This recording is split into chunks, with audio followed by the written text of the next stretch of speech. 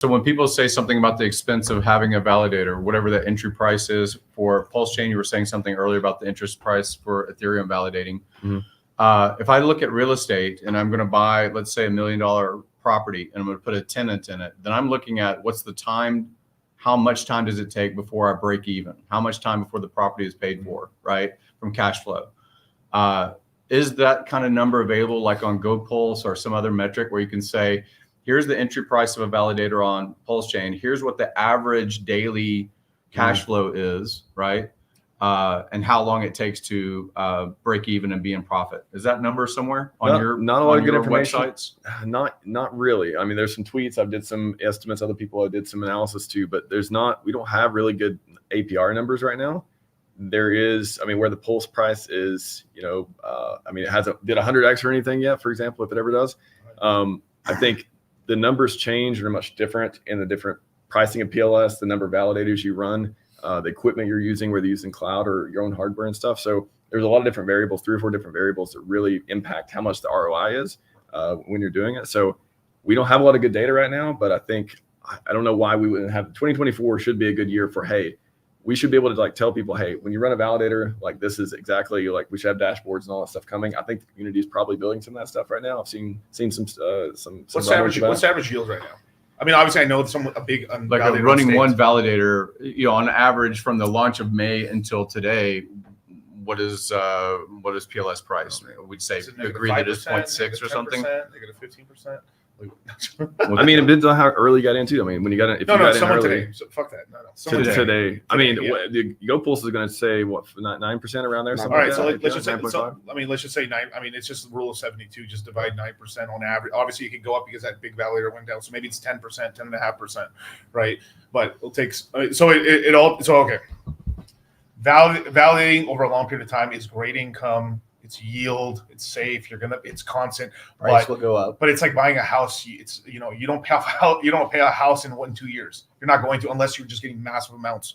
So it's all dependent on if you're looking in terms of dollars, you're going to win because that PulseChain that you're getting either buys you more validators or you just save it up in a wallet and it goes up in dollar value. So if you did the investment, okay, I'm putting $10,000 into validators, cool, boom, and then you could get that dollar value out, I believe.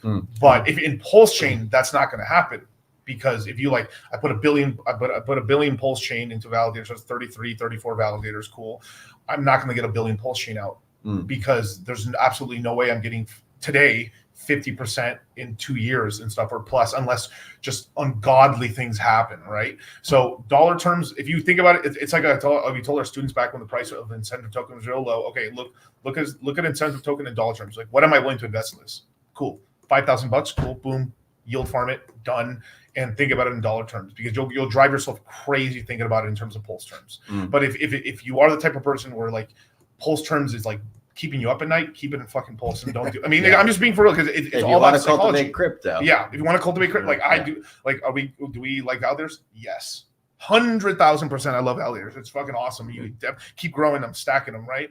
They're really really cool, right? But you have to come out with realistic expectations because what's the rule of 72? I mean, how little do right now? Well, also part of that narrative is it's 8 years without a hard lock. If you're earning 9% yield, it'll take you 8 years to get all your initial investment out to double to get a 2x in terms of raw PulseChain.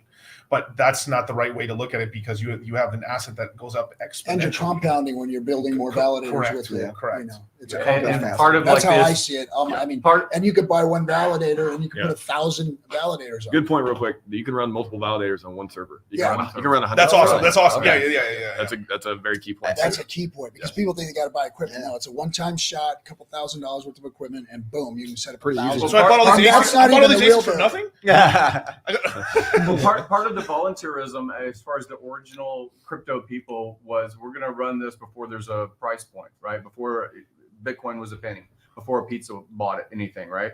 So part of being a validator is also sequestering away supply because it's not actually sitting in liquidity on a pool available to be bought. It's sitting in a validator validating. So it's like I'm contributing to the network because I'm validating, but I'm also sequestering some of the supply. Well, it's like, it's staking ETH or staking PLS. Just, Right. If people like staking ETH, you can stake your PLS too. You just run, a server to do Different it. narratives for different people. And again, the one that aligns to the accountant and the nerd versus the degen, it's all good. Like everybody is out there doing their thing.